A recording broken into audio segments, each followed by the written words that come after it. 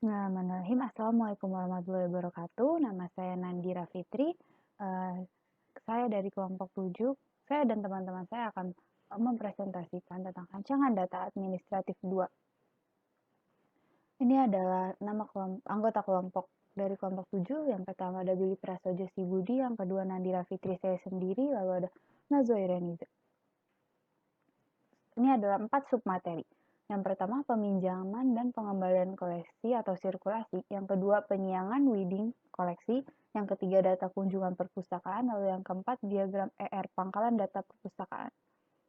Yang pertama ada layanan sirkulasi. Menurut Abdul Rahman Saleh, layanan sirkulasi adalah layanan pada perpustakaan yang menyangkut peredaran koleksi perpustakaan, di mana kegiatan ini mencakup peminjaman koleksi, jangka waktu peminjaman, pengembalian, dan pembuatan statistik peminjaman untuk laporan perpustakaan. Lalu di sini ada kebutuhan fungsional data sirkulasi koleksi. Yang pertama, memungkinkan aplikasi untuk menghitung hari keterlambatan. Yang kedua, memungkinkan aplikasi untuk menampilkan data sejarah sirkulasi untuk anggota tertentu, lalu mencatat siapa pustakawan atau staf perpustakaan yang melakukan proses sirkulasi, memungkinkan pencatatan perpanjangan waktu pinjam koleksi, mencatat koleksi yang dipinjam oleh anggota perpustakaan, mencatat tanggal pinjam, tanggal jatuh tempo, dan tanggal pengembalian koleksi yang dipinjam. Setiap anggota dapat meminjam koleksi lebih dari satu buah dan beberapa kali untuk item yang sama pada tanggal yang berbeda. Di sini ada rancangan logis untuk sirkulasi, ada entitas, atribut, tipe data, keterangan, dan KB. Sirkulasi, kode item, PK dan FK. Tipe data teks, kode item koleksi yang dipinjam 1. ID anggota, PK dan FK. Teks, ID anggota yang melakukan peminjaman, KB-nya 1 dan 5. Tanggal pinjam PK, tipe data tanggal, tanggal item koleksi dipinjam oleh anggota, KB-nya 1, 3, dan 4. Tanggal jatuh tempo peminjaman, tipe data tanggal, tanggal jatuh tempo item koleksi harus dikembalikan oleh anggota, KB-nya 3 dan 4. Tanggal dikembalikan, tanggal item koleksi dikembalikan oleh anggota, KB-nya 3 dan 4. Perpanjangan numerik, angka yang menunjukkan sudah berapa kali peminjaman ini diperpanjang masa pinjam, KB-nya 7. ID staff FK, teks, staf yang melakukan proses sirkulasi, KB-nya 6. Lalu di sini ada tabel ruas tipe data panjang data, boleh kosong atau nol. Sirkulasi, kode item PK dan FK, tipe data varchar, panjang data 30, boleh kosong atau nolnya not null. ID anggota PK dan FK, tipe data varchar, 30 not null. Tanggal pinjam PK, tipe data date, panjang data tidak ada, not null. Tanggal jatuh tempo, date, panjang data tidak ada, not null. Tanggal dikembalikan date, panjang data tidak ada, null. Lalu ada perpanjangan, mohon maaf di sini tabelnya tidak ada, setelah tanggal dikembalikan ada perpanjangan. Tipe data smallin, panjang data 1, boleh kosong atau nolnya not null. ID staff FK, varchar 20 not null. Lalu di sini ada SQL-nya, definisi untuk tabel sirkulasi. Bisa kalian lihat, ini SQL-nya. Lalu ada penyiangan wedding koleksi. Menurut KASA 2005, penyiangan atau wedding adalah upaya pengeluaran sejumlah koleksi dari perpustakaan karena dianggap tidak relevan lagi. Terlalu banyak jumlah eksemplarnya, sudah ada edisi baru atau koleksi itu termasuk terbitan yang dilarang. Koleksi ini dapat ditukarkan dengan koleksi perpustakaan lainnya, dihadiahkan atau dihancurkan untuk pembuatan kertas lagi. Lalu di sini ada kebutuhan fungsional penyiangan koleksi. Yang pertama, koleksi yang diseleksi dan akan dikeluarkan. Yang kedua, alasan mengapa koleksi dikeluarkan. Yang ketiga, tanggal seleksi. Yang keempat, siapa pustakawan yang melakukan seleksi koleksi untuk disiangkan. Yang kelima, tanggal dikeluarkan. Yang keenam, siapa yang approval pengeluaran koleksi dari perpustakaan. Lalu di sini adalah tabel rancangan logis untuk penyiangan. Di sini ada entitas, atribut, tipe data, keterangan, kebutuhan fungsional. Lalu penyiangan, koleksi PK dan FK, tipe data teks, keterangan, kode item koleksi yang akan disiangi. Kebutuhan fungsionalnya 1, ada alasan, teks, alasan mengapa koleksi tersebut disiangi. Kebutuhan fungsionalnya 2, ada tanggal seleksi, tipe data tanggal, tanggal di mana item tersebut diseleksi pustakawan. Kebutuhan fungsionalnya 3, tanggal dikeluarkan, tanggal item koleksi resmi yang dikeluarkan dari perpustakaan. Kebutuhan fungsionalnya 4, ada pustakawan, teks, staf yang melakukan proses seleksi penyiangan. Kebutuhan fungsionalnya 5, ada staff approval, numerik, pustakawan atau staff yang memberikan persetujuan koleksi untuk disiangi, kebutuhan fungsionalnya 6. Lalu ada tabel rancangan fisik untuk penyiangan. Ada tabel ruas, tipe data, panjang data, boleh kosong atau 0. Ada penyiangan, kode item, PK dan FK, tipe data varchar, panjang data 30, not 0. Alasan, varchar, panjang data 100, not 0. Tanggal seleksi, date, panjang data tidak ada, not 0. Tanggal dikeluarkan, date, panjang data tidak ada, not 0. ID staff varchar, panjang data 20, not 0. ID staff approval, varchar 20, not 0. Lalu di sini ada SQL, definisi tabel penyiangan, bisa kalian lihat dan bisa dipahami. Terima kasih. Lalu materi selanjutnya akan dijelaskan oleh Billy. Selanjutnya ada data kunjungan perpustakaan. Data kunjungan perpustakaan dapat diartikan sebagai data atau fakta yang berisikan hasil pengukuran atau pengamatan yang dikumpulkan oleh perpustakaan, baik berupa angka, kata, maupun citra. Selanjutnya ada kebutuhan fungsional data kunjungan. Yang pertama, dapat membedakan antara pengunjung fisik dan pengunjung online. Yang kedua, menyimpan data anggota perpustakaan yang melakukan kunjungan. Yang ketiga, menyimpan data kunjungan fisik dan kunjungan online. Yang keempat, menyimpan data waktu kunjungan. Yang kelima, menyimpan nama lengkap pengunjung apabila bukan anggota perpustakaan. Yang keenam, menyimpan nama lembaga pengunjung apabila bukan anggota perpustakaan.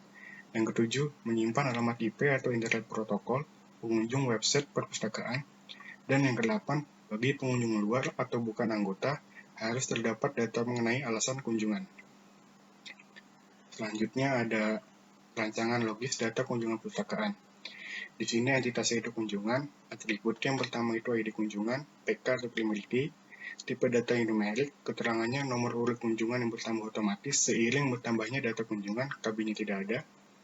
Yang kedua ada anggota, tipe datanya teks, keterangannya data anggota yang melakukan kunjungan perpustakaan, KB-nya 2. Yang ketiga ada nama pengunjung, tipe datanya teks, keterangannya nama pengunjung non-anggota perpustakaan, KB-nya 5.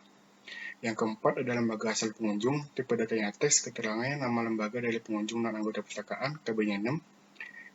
Yang kelima ada alasan kunjungan, tipe datanya teks, keterangannya alasan kunjungan bagi pengunjung non-anggota perpustakaan, KB-nya 8.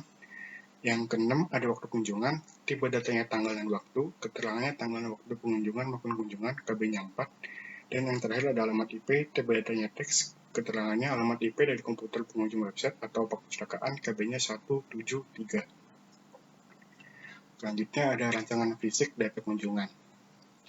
Sini tabel kunjungan, ruasnya yang pertama ada ID kunjungan, tipe datanya intern, panjang datanya 11, boleh kosong atau nolnya itu 0. Yang kedua ada ID anggota, tipe datanya WhatsApp, panjang datanya 20, boleh kosong atau nolnya itu 0. Yang ketiga nama pengunjung, tipe datanya WhatsApp, panjang datanya 50, boleh kosong atau nolnya itu 0.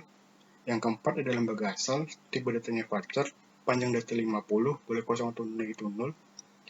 Yang kelima ada alasan kunjungan, tipe datanya varchar, panjang datanya 50, boleh kosong atau nolnya itu 0. Yang keenam ada waktu kunjungan, tipe datanya datang, panjang datanya tidak ada, boleh kosong atau nolnya itu not 0. Dan yang terakhir ada alamat IP, tipe datanya varchar, panjang data 30, boleh kosong atau nolnya itu 0. Selanjutnya di sini ada SQL definisi tabel kunjungan. Dan selanjutnya akan ada workshop yang akan dijelaskan oleh Najwa Iren. Assalamualaikum warahmatullahi wabarakatuh. Di video kali ini kita akan merancang database dengan Earth menggunakan aplikasi MySQL Workbench. Nah, untuk mendownload MySQL Workbench ini, kita bisa buka di halaman kedua teratas yang muncul di laman Google. Selanjutnya, kita scroll ke bawah, lalu download yang khusus untuk Windows. Setelah download berhasil, langkah selanjutnya dilakukan perinstalan pada MySQL. Setelah MySQL berhasil diinstal, terlebih dahulu kita membuka XMPP Control Panel, kemudian klik Start pada Apache juga MySQL. Setelah berhasil, kita bisa masuk ke Home MySQL Workbench. Nah, langkah selanjutnya untuk membuat database Earth dari Workbench ini, pertama kita klik File, lalu pilih New Model. Di sini adalah tampilan lembar kerja dengan skema otomatis bernama MyDB. Skema MySQL ini sama artinya dengan database, dan kita juga bisa mengubah atau mengganti nama sesuai dengan nama database yang kita inginkan. Nah, di sini saya akan mengganti atau merename nama database dengan pangkalan data.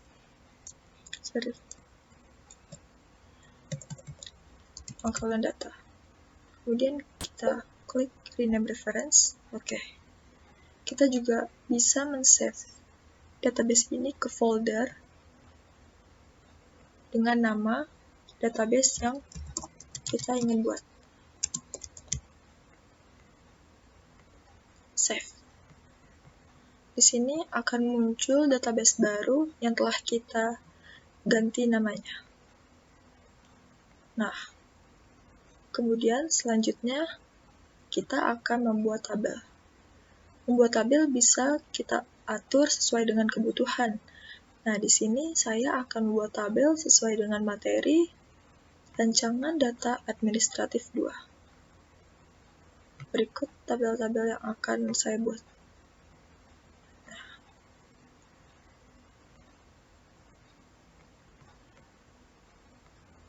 Kemudian langsung aja kita bikin tabel. Caranya dengan mengklik 2 kali pada add table di bawah skema. Nah, di sini kita bisa mengganti nama tabel dan mengisi atribut sesuai yang diperlukan. Saya akan mengganti nama dengan sirkulasi. Di sirkulasi ini saya akan membuat 7 kolom dan mengisi berikut atributnya. Kolom pertama saya isi dengan kode item. Tipe datanya varchar.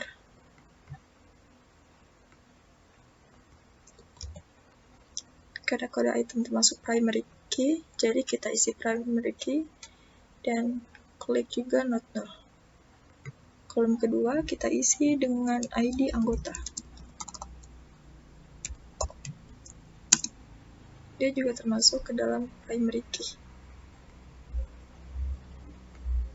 Di sini varchar.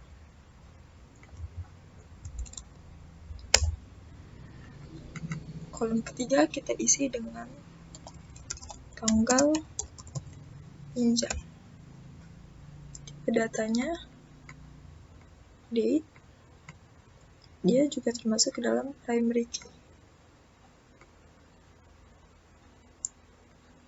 Tabel selanjutnya kita tambahin tanggal jatuh tempo. Tipe datanya sama dengan tanggal pinjam, yaitu date. Lalu klik not null.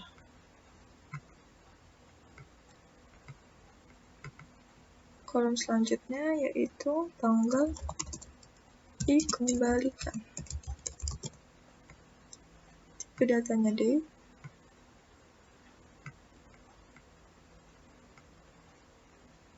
Dan sini kita isi 0. Karena dia 0, jadi tidak usah kita klik.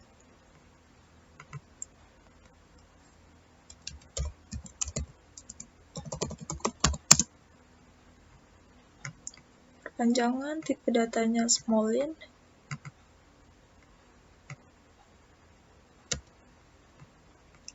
Lalu not null. Dan yang terakhir ID staff. Tipe data varchar.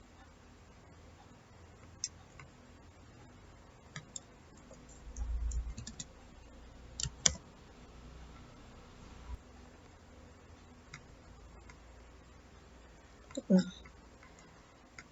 kita telah berhasil membuat tabel pertama dengan nama sirkulasi. Selanjutnya, saya akan membuat 5 tabel lagi untuk database yang akan saya buat. Untuk cara selanjutnya, bisa mengikuti pada tabel pertama ini. Oh iya, untuk menambah tabel baru, kita bisa langsung mengklik add table dan nggak usah takut di tabel pertama nggak kesimpan, karena skema ini mempunyai sistem save otomatis, jadi kita bisa langsung menambah tabel.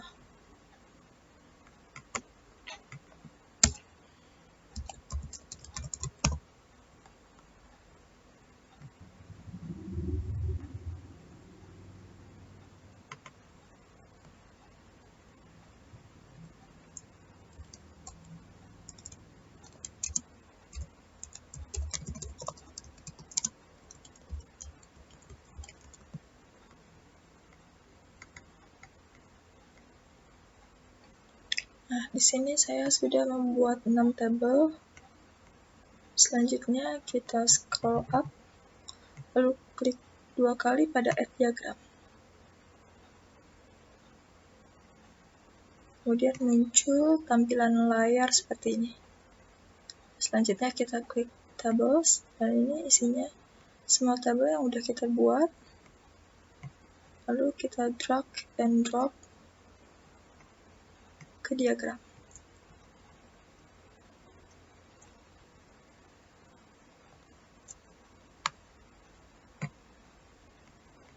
Nah,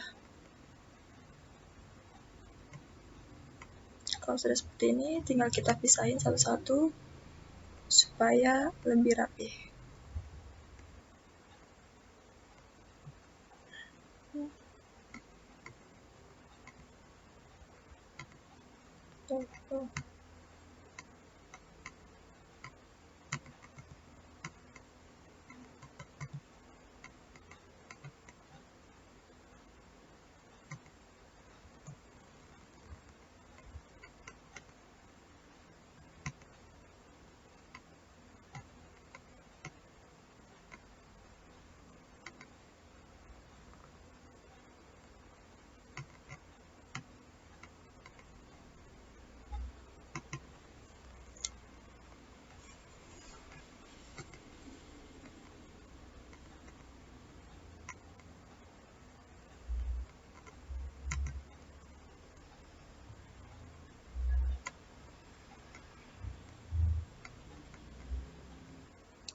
Nah, di sini saya akan menggunakan relasi one to many dari sirkulasi ke data kunjungan perpustakaan.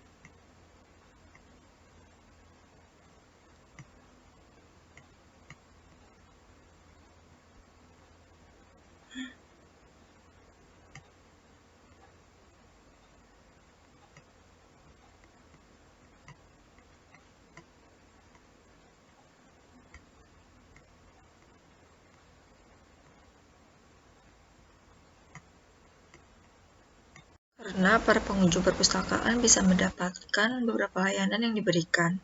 Selanjutnya, saya akan memberikan relasi one-to-one pada sirkulasi dengan penyiangan. Kemudian, saya akan memberikan relasi many-to-many pada penyiangan dengan langganan. Karena setelah penyeleksian, pustakawan bisa mengetahui pangkalan data apa saja yang dilanggan perpustakaan.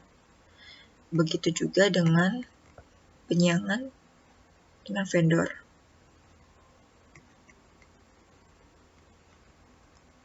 Kemudian penyiangan dengan PD online.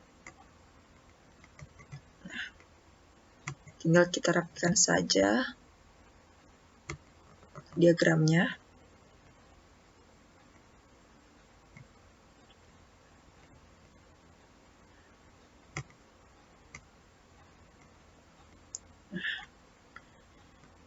Ini hasil diagram yang sudah kita buat.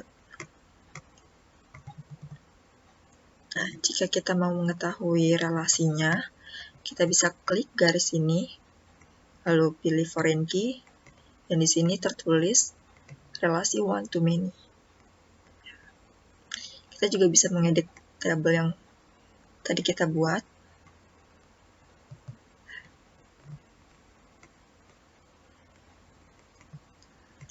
Kalau udah, kita pilih database, klik forward engineer. Nah, di sini menandakan bahwa kita sudah terhubung kepada MySQL. Selanjutnya kita klik next. Kita klik checklist. Di skip, kemudian kita next. Nah, ini preview dari skema yang sudah kita buat tadi. Kalau kita klik next, nah di sini langsung terhubung ke DBMS. Close. Sekian workshop rancangan data administratif 2 dari kelompok 7. Semoga video ini bermanfaat, dan kurang lebihnya mohon maaf. Wassalamualaikum warahmatullahi wabarakatuh.